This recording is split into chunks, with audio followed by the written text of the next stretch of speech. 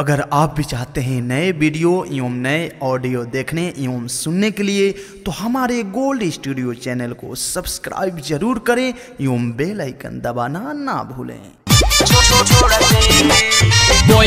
नदी के पीले बाड़ी पानी यही से रोज करियावे तोरा नानी। नदी के पीले बाड़ी पानी यही से रोज करियावे तोरा नानी। पहले कमाल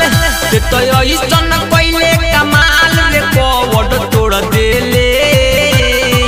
जाके खोज ले जादू जी भतार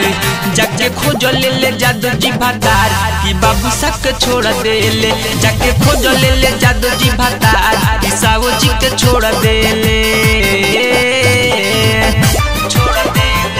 कि चढ़ल जवानी में रानी झरल तोरा लहंगा के पानी कि सबका से माँ जाते लिहले कमन तोरा भइल परेशानी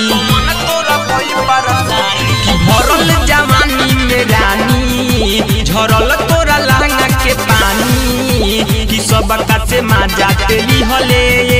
कमन तोरा भइल परेशानी ते सबसे लिहले मजा ते सबसे लिहले मजा तू आदा काहे तोड़ दिहले जाके खोज ले जादू जी भतार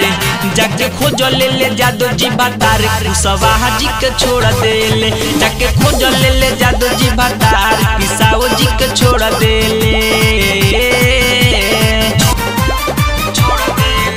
कि उठावा के लाली चुसवाले कि मन जोग मा जाते पवले कि हंड सोमा हाईपी में ओइसन बतावते कोमी का पवले कि उठावा के लाली चुसवाले कि मन जोग मा जाते पवले कि हंड सोमा हाईपी में ओइसन बताव ना ते कोमी का पवले इंद्रजीत इंडियन के दिलावा तोड़ दिहले जाके खोज ले जादू जी भतार जाके खोज ले जादू जी भतार कि साहू जी के छोड़ देले जाके खोज ले हीरा भतार पूरा हवा के छोड़ देले।